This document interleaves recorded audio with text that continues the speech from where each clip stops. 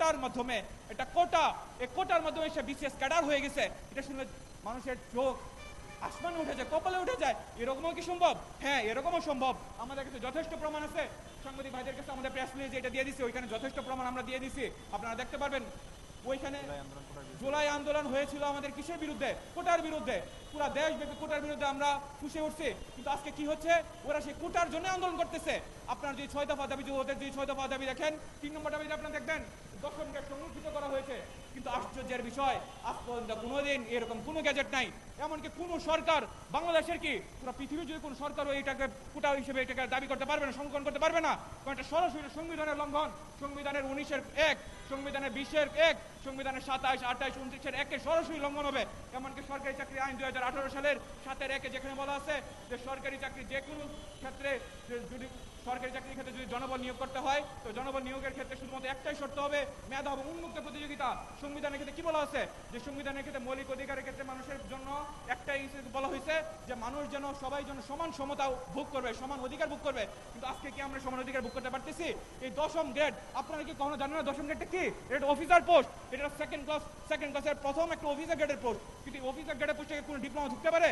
আমরা জানি না। তারা ডিপ্লোমা পড়লে, তারা পলিটেকনিকে চান্স পাইছে। এসএসসি সমমান একটা জিনিস যদি হয়, তারা আপনারা আপনাদের বাচ্চা কাচ্চা, আপনাদের ভাই বোন, তাদেরকে আপনার কোনো পলিটেকনিকে ভর্তি করাবেন?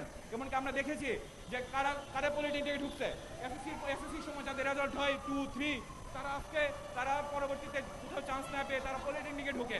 এই পলিটেকনিকে ঢোকার পরেই ওদের পড়াশোনা কি হয়? এরকম আমাদের কাছে যথেষ্ট প্রমাণ আছে। পলিটেকনিকে কোনো পড়াশোনা হয় না, ওইখানে ঘুষ হয়, দুর্নীতি হয়, 500 টাকা দিয়ে পাশ করিয়ে দিচ্ছে।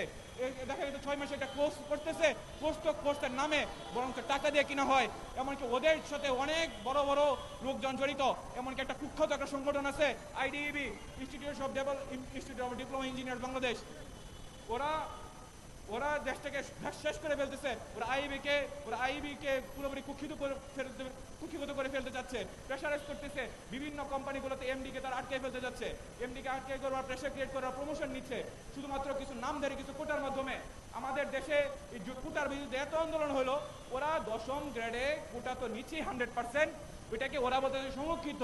কিন্তু আপনারা কি এটাকে কখনো বিশ্বাস করবেন? একটা ডিপ্লোমা ইঞ্জিনিয়ারের যে যোগ্যতা, একটা বিএসসি ইঞ্জিনিয়ারের যোগ্যতা কি তার থেকে কম? যদি কম না হয় তাহলে ঠিক কি হিসেবে দশম গ্রেড একটা বিএসসি ইঞ্জিনিয়ার সে এখানে আবেদন করতে পারবে না? আমাদেরকে আবেদন করার যোগ্যতা, আমাদের আবেদন করার কোনো ব্যবস্থা করা হচ্ছে না। যেখানে বলা হচ্ছে অ্যাট লিস্ট ডিপ্লোমা হোল্ডার্স, এখানে তো অবশ্যই তার থেকে যে হায়ার হোল্ডার্স, হায়ার ডিগ্রি যে হোল্ড করে বিএসসি ইঞ্জিনিয়ার, তারা অবশ্যই এখানে পরীক্ষা দেওয়ার কথা। কিন্তু তারা এখানে দিতে পারতেছে না। শুধুমাত্র কেন? ওরা এক ভয় বস্তু নিগেট করে রাখছে।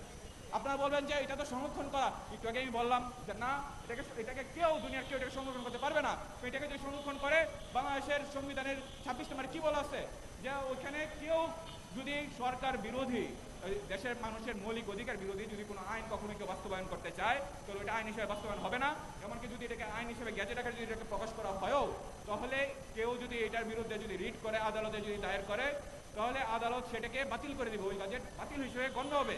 এমনকি বর্তমানে ওরা যে 3 নং দাবি বলতেছে যে সমস্ত দশম গেট শুধুমাত্র ওদের জন্য সংরক্ষণ করার জন্য, সরকার যদি দশম গেট ওদের জন্য সংরক্ষণ করেও আমরা আদালতকে যদি রিট করে, আদালত সম্মানিত হাইকোর্ট, মাননীয় হাইকোর্ট সরাসরি এটাকে বাতিল বলে ঘোষণা করবে। এটা মানবিক অধিকারের সরাসরি লঙ্ঘন, মৌলিক অধিকারের সরাসরি লঙ্ঘন হচ্ছে। আপনারা আশ্চর্য হয়ে যাবেন যে আমরা বিভিন্ন জায়গায়, আমরা তো অনেকদিন যাবত এটার জন্য বৈষম্যের শিকার হচ্ছি, আমাদের সার্কুলারগুলো আটকে যাচ্ছে। আজকে আমরা বুয়েট থেকে বের হচ্ছি, কিন্তু আমরা নিগ্রহণের শিকার হচ্ছি। আমাদের বড় ভাইরা যারা ঢাকা ডিপিডিসি, নেসকো, ডেস্কো, এমনকি রূপপুর পারমাণবিক বিদ্যুৎ কেন্দ্র আপনার নাম শুনে থাকবেন, যে ওইরকম বড় বড় বাংলাদেশে বিশাল বিশাল যেসব পাওয়ার সেক্টরগুলো চলতেছে, আজকে আপনারা দেখতেছেন যে হচ্ছে আমাদের বিদ্যুৎ যাচ্ছে না, লোডশেডিং হচ্ছে না। তো এগুলোর কারণে আসলে কারা এদের পিছনে আছে, কারা কারিগর? অবশ্যই বড় বড় বিএসসি ইঞ্জিনিয়াররা, আমাদের শিক্ষকরা, আমাদের প্রফেসররা। তো এখানে কি আপনি ডিপ্লোমা ইঞ্জিনিয়ার দিয়ে দিলে কি হবে? পুরো আমাদের কারিগরি সেক্টর ধ্বংস হয়ে যাবে, আমাদের পাওয়ার সেক্টর ধ্বংস হয়ে যাবে। এখানে ওরা বলতেছে টেকনিক্যাল সাইড, একটা বিএসসি ইঞ্জিনিয়ার সে কি ডিপ্লোমা থেকে কম টেকনিক্যাল জানে? আমাদের থেকে কি, আমাদের সিলেবাস আমরা যতটুকু জানি তারা কি এর থেকে খুব বেশি জেনে ফেলছে? কখনো এটা সম্ভব? কখনো সম্ভব না। তাহলে তারা কেন আজকে আমাদেরকে বৈষম্যের শিকার করতে যাচ্ছে? তারা আজকে গতকালকে দেশব্যাপী তারা নৈরাজ্য চালিয়ে তারা আজকে উপদেশের সাথে বসে ফেলতেছে।